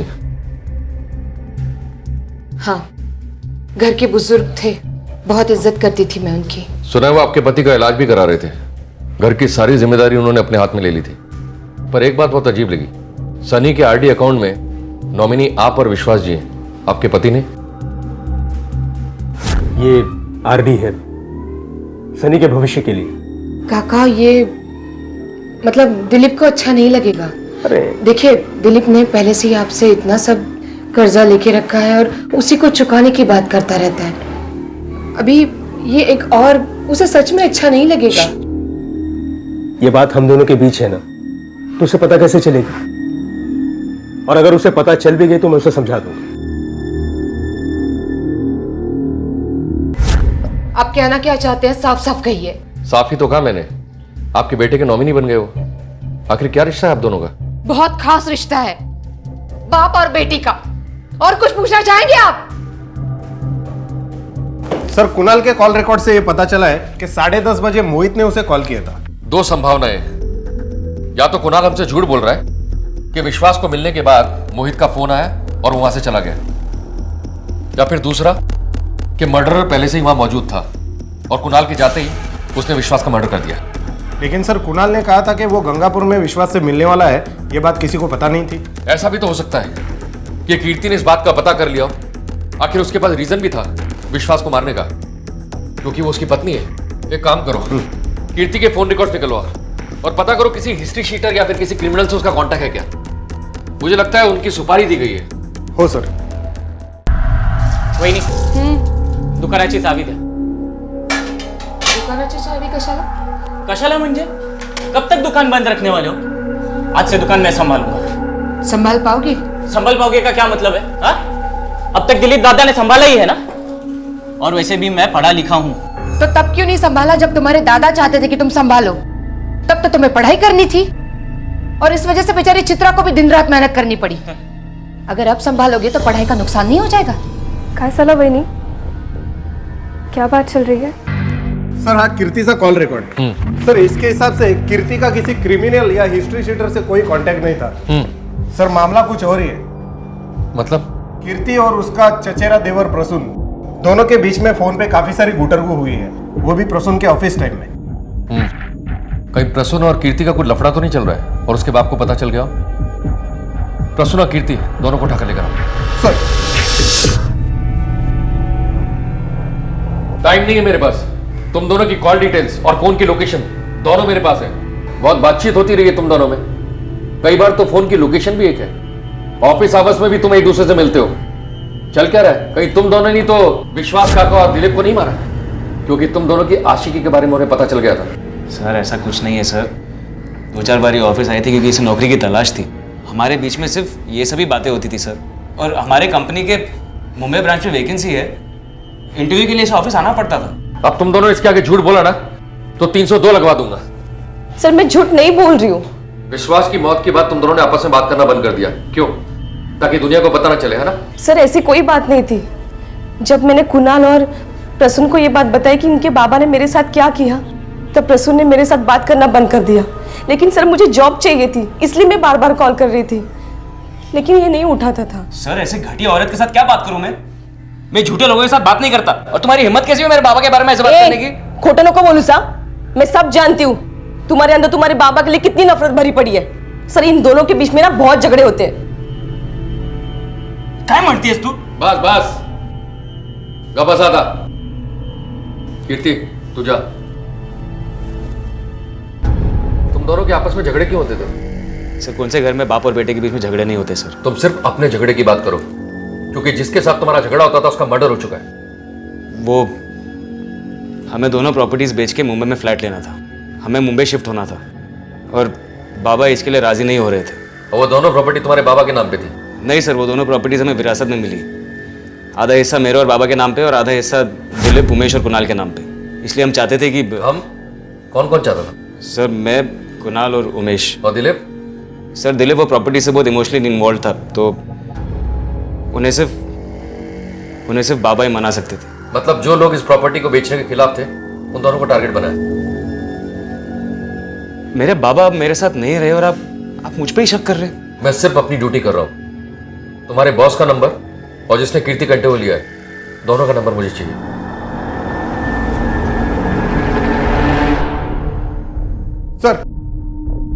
सर मैंने प्रसून के ऑफिस से पता किया। प्रसून और कीर्ति सच बोल रहे हैं। कीर्ति वाकई में जॉब के लिए कोशिश कर रही थी। मतलब प्रसून और कीर्ति के बीच में कोई लफड़ा नहीं था और प्रसून को अपने बाप को मार के कोई फायदा नहीं होने वाला था। अब हमारे पास बचे सिर्फ 2 ही सस्पेक्ट, जिन्हें विश्वास की मौत से और दिलीप के सुसाइड से फायदा हो सकता था। चलो। सिर्फ पैसे के लिए मैं अपने काका को क्यों मारूंगा सर? और मान लीजिए अगर मैंने मार भी दिया तो सारा पैसा तो उनके बेटे को मिलने वाला है और मैं अपने बड़े भाई का एक्सीडेंट भी करवाऊंगा। ऐसा कौन सा खजाना है सर उनके पास? वैसे भी तो अपनी पत्नी की कमाई पे जी रहा है। घर का खर्चा मुश्किल से चलता होगा ना। और तेरी पत्नी की कमाई कोई खास नहीं है। पैसों की जरूरत तो पड़ती होगी तुझे। चित्रा काफी कमा लेती है, जिससे मेरी ट्यूशन फीस वगैरह सारे खर्चे अच्छे से मैनेज कर लेती है। अब तो उसका प्रमोशन हो गया है, एक कंपनी में असिस्टेंट अकाउंटेंट हो गई है। ये तुझा बैंक स्टेटमेंट, और जिस ऑफिस में तुम काम करती हो वहां सिर्फ तुम रिसेप्शनिस्ट हो और तुम्हारी कुल पगार 5,000 रुपए है। और ये विश्वास का बैंक स्टेटमेंट, जिस दिन भी उन्होंने अपने अकाउंट से पैसे निकाले उतना ही अमाउंट तुम्हारे अकाउंट में जमा हुआ है उस दिन। पुलिस जब पीछे लगती है ना तो मुर्दों से भी बयान निकलवा लेती है। अब बताओगी तुम्हारे और विश्वास के बीच क्या चल रहा था? सर प्लीज माझ्यावर विश्वास ठेवा। मेरा कोई अफेयर नहीं चालू है और जो काका ने पैसे दिए थे वो उमेश की पढ़ाई के लिए पैसे दिए थे। तो इतने चोरी छुपे पैसे जमा करने की क्या जरूरत थी? उमेश को डायरेक्ट भी तो दे सकता था। सर उमेश खूब आलसी है। अगर उसको पता चलता कि काका ने पैसे दिए तो फिर ना वो उसे लौटाने की कोशिश करता और ना ही ठीक से पढ़ाई करता। मेरे पैसे देने से उसका ईगो हर्ट होता है, जिससे कम से कम वो पढ़ाई तो करता है। और क्या पता शायद मेरी इंपॉर्टेंस बढ़ जाती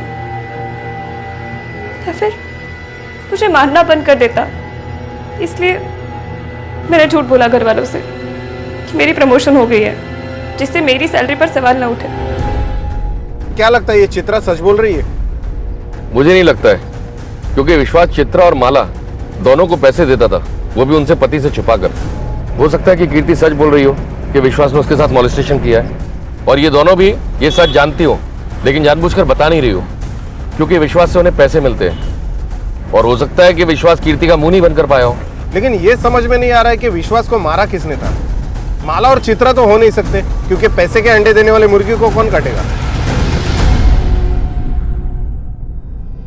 सर विश्वास का पोस्टमार्टम रिपोर्ट आला है।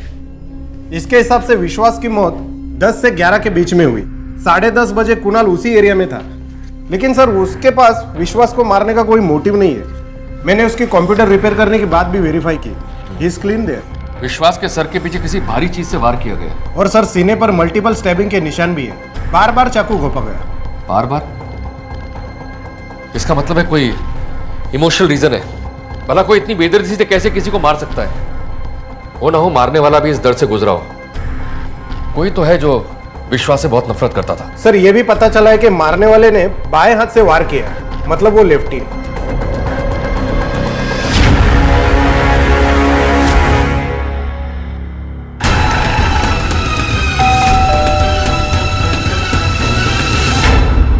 कुणाल का है?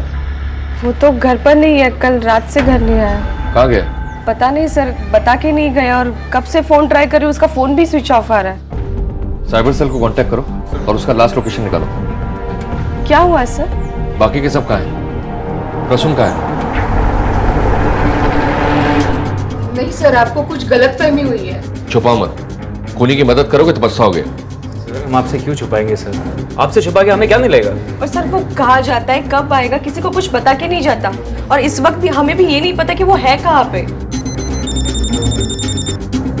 हेलो पाटिल, मुझे एग्जैक्ट लोकेशन बताओ।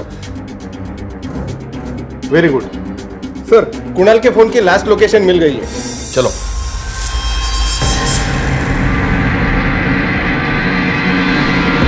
पुलिस को कुणाल के फोन की आखिरी लोकेशन पता चली, जो कि इगतपुरी के जंगलों के बीच थी। आखिर कुणाल किससे डरकर भाग रहा था? क्या छुपाना चाहता था वो? क्या वो अकेला था या फिर घर का कोई और सदस्य भी पुलिस को गुमराह करने में उसकी मदद कर रहा था? विश्वास के खून की तहकीकात के दौरान कुणाल का अचानक यूं गायब हो जाना उसे शक के घेरे में ला रहा था। सच क्या था ये तभी पता चल पाता जब पुलिस उस तक पहुंच पाती। सर मोबाइल का लोकेशन तो यहीं पर बता रहा था। आसपास चेक करो।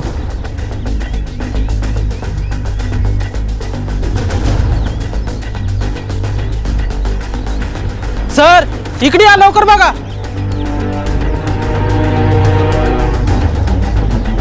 ये कुणाल इस जंगल में क्या कर रहा था? आसपास कोई गांव भी नहीं है। सर यहाँ से आधे किलोमीटर की दूरी पर एक गांव है। सर ये मोबाइल फोन। आसपास जितने भी फोन एक्टिव थे उनकी डिटेल्स निकालो, जब इसका फोन बंद बता रहा था। सर एक कीर्ति है जिसको कुणाल और विश्वास के मौत से फायदा हो सकता है। क्यों? उमेश भी तो है। जितने कम लोग उतना बड़ा शेयर प्रॉपर्टी में। एक काम करो, उमेश और कीर्ति को थाने बुलवा लो और कुणाल की फोन डिटेल्स निकलवाओ।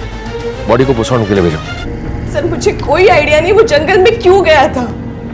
तुम्हें नहीं पता तो किसे पता होगा? तुम उसकी पत्नी हो ना? सर उसने मुझे कभी कुछ नहीं बताया कि वो कहाँ जाता था, क्या करता था। साहब एक मक्खी तो मार नहीं सकता, मैं भाऊ को क्या मारूंगा? चित्रा बता रही थी तू उसे बहुत मारता था और तू अपने भाऊ को नहीं मार सकता। बता, वरना। साहब सच्ची सच्ची बोल रहा हूँ, उस टाइम में दुकान पर था। सर कुणाल के कॉल रिकॉर्ड से कुछ खास क्लू हाथ नहीं लगा। उसका फोन 2 बजे स्विच ऑफ हुआ, जिस वक्त एरिया में 55 फोन एक्टिव थे। इसमें कोई नासिक का नंबर है सर, ये देखिए, ये अरविंद मांजरेकर। चला उस लिया त्याला। सर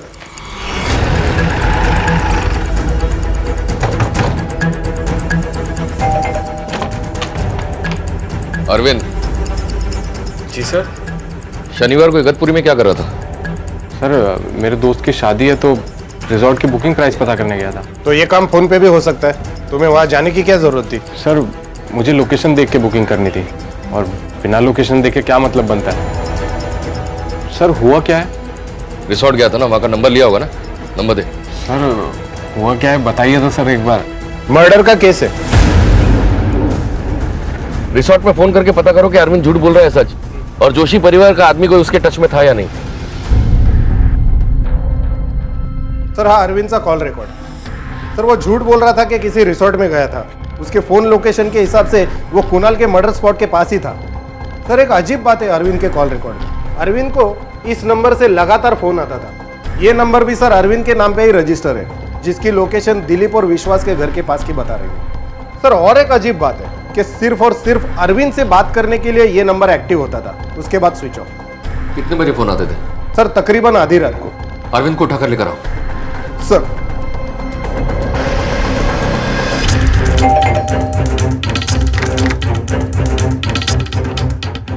अरे सुनिए। हाँ ये सर। अरविंद इधर ही रहता है? सर हाँ इधर से रहता हूँ। अच्छा अकेला ही रहता है? हाँ सर अकेले ही रहता है। और काम कहाँ पे करता है? सर स्टेशन पे इसकी फर्नीचर की दुकान है। Thank you. Okay sir.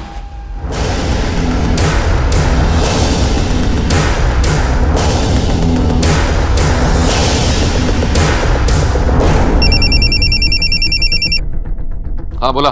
Sir Arvind ने दुकान नहीं खोली, मुझे लगता है हमारे पूछताछ करने के बाद वो डर से भाग गया। शहर की सारी चौकियों को अलर्ट कर दो और हाँ उसका स्केच सारी चौकियों में सर्कुलेट कर दो। जी सर।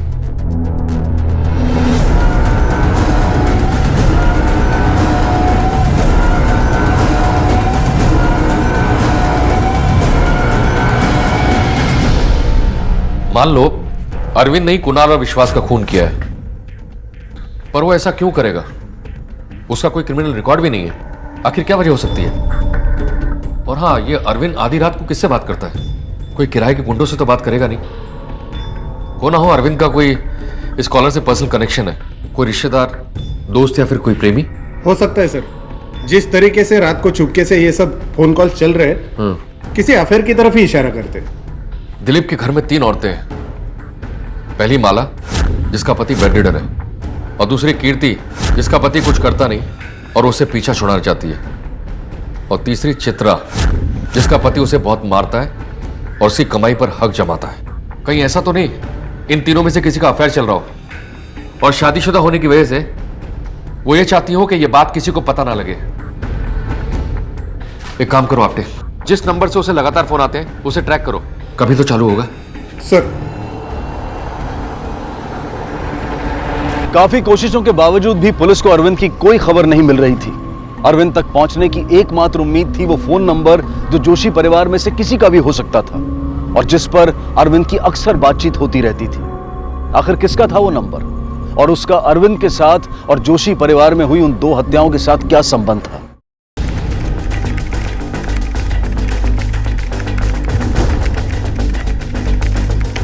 अरविंद का दूसरा नंबर जो जोशी परिवार में था वो ऑन हो गया है और अरविंद की लोकेशन भी ट्रेस हो गई है। वो कोपर गांव में कही है। मैंने लोकल पुलिस स्टेशन को इन्फॉर्म कर दिया sir.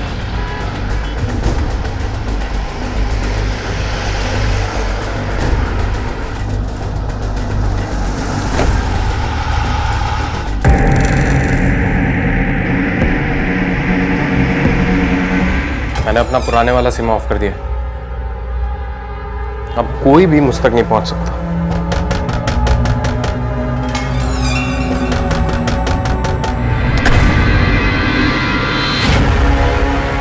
I'll call you back. किससे बात कर रही थी? कौन? Room service. ये तो यूएस का नंबर है। सर वो मेरे यूएस के कंपनी के बॉस के साथ बात कर रही थी जॉब के लिए। पर सर क्या हुआ?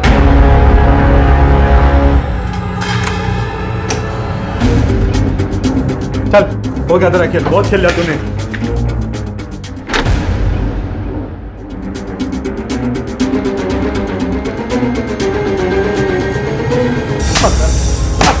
रुक, जवाब देगा और मार खाएगा। बता। हाँ सर, मैं प्यार करता था चित्रा से। हम लोग कॉलेज के टाइम के दोस्त। सर क्या करता मैं, मार दिया उसके काकू विश्वास को। पर क्यों? सर वो बहुत घटिया आदमी था। उसने मेरी चित्रा के साथ सर उसका रेप किया था और उसका वीडियो बना के उसे डराता था। हाँ मैंने अरविंद से झूठ बोला था कि मेरा रेप हुआ है। वो मुझसे प्यार करता था इसलिए मैंने उसका इस्तेमाल किया। मेरा अफेयर विश्वास के साथ था। सिर्फ पैसों के लिए? जरूरत थी मुझे पैसों की। उमेश की पढ़ाई का खर्चा था मेरे सर के ऊपर। मुझे एक अच्छी जिंदगी जीनी थी। काका को मैंने गंदी वीडियो देखते हुए पकड़ लिया था। काका? तू इकडे क्या करतेस? थोड़े से पैसे हवे होते। कितने? 80,000। ये बग, इतने पैसे मेरे पास अभी है नहीं। 10,000 है, चलेगा? चलेगा। और बाकी ठहरा के ले लूं? चलेगा। और 70,000 के लिए तुमने विश्वास के साथ फिजिकल रिलेशन बना लिया। मुझे उसकी कमजोरी पता थी। विश्वास को फंसा रही थी पर विश्वास ने तुम्हें फंसा लिया। उमेश यूपीएससी के एग्जाम में 2 बार फेल हो चुका था। मला माहिती होतं कि वो लाइफ में कभी कुछ नहीं कर पाएगा। इसलिए मैं अरविंद से मिली। सोचा उससे शादी कर लूंगी और उमेश को छोड़ दूंगी। पर विश्वास काका बीच में आ गए और उसके बदले में मैं उसे पैसे दूंगी। कुणाल ने डबल गेम खेलने की कोशिश की और काका से भी पैसे डिमांड किए। काका वो क्या है ना, आपके कंप्यूटर में मैंने आपकी और चित्रा की रासलीला का वीडियो देख लिया है। तू चाहती थी काका के मर्डर के पीछे भतीजा कुणाल फंस जाए, तो उसे क्यों मरवाया? क्योंकि मुझे उसके साथ भी सोना पड़ा था और वो अरविंद को कभी भी बता सकता था। फिर तुमने अरविंद को कैसे राजी किया कुणाल को मारने के लिए? मैंने कहा कि कुणाल पुलिस से बहुत डर गया है, कभी भी सच बोल देगा और हम फंस जाएंगे। वे रोई गिड़गिड़ाई, बोला कि कुणाल को मार देते हैं और वो मान गया। और फिर मैंने कुणाल को कहा कि तुम इगतपुरी चले जाओ, वहां तुम्हें पैसे मिल जाएंगे जो मैंने तुम्हें देने का प्रॉमिस किया था।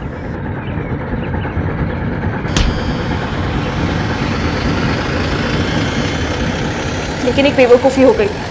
अरविंद कुणाल को मारने के लिए अपना मोबाइल साथ ले गया और आपने उसे ट्रैक कर लिया। और दिलीप, उसके एक्सीडेंट का क्या राज है? उसका भी तुमने इस्तेमाल करना चाहा और उसने सुसाइड करने की कोशिश की। मैंने सोचा कि दिलीप को उकसाऊंगी तो विश्वास को वो अपने आप मार डालेगा। भैया चित्रा कहाँ झालं? भैया वो आपसे कुछ बात करनी थी, लेकिन समझ नहीं आ रहा है कि कैसे बात करूं मैं? उसमें ना समझने वाली क्या बात है, बोलो तो। भैया वो काका जी और माला दीदी के बीच कुछ, मतलब वो लोग एक साथ, मी स्वतः बघितलं। आप जब दुकान जाते हो तब। बेचारा खामखा उसने अपनी जान लेने की कोशिश की तुम्हारी वजह से। क्या हासिल हुआ तुमको? प्यार पाने का रास्ता जुर्म नहीं होता।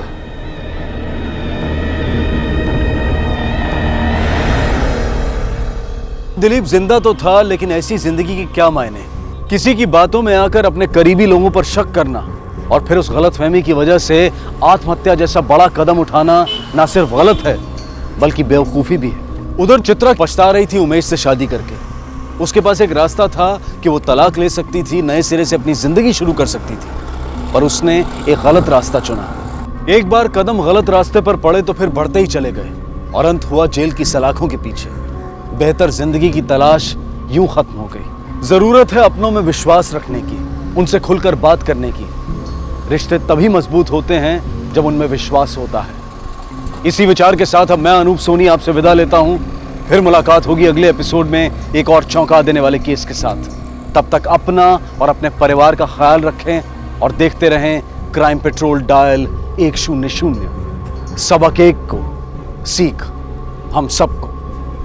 जय हिंद। इस तरह के और भी एपिसोड देखने के लिए हमारे चैनल को सब्सक्राइब करें और बेल आइकन दबाना ना भूलें।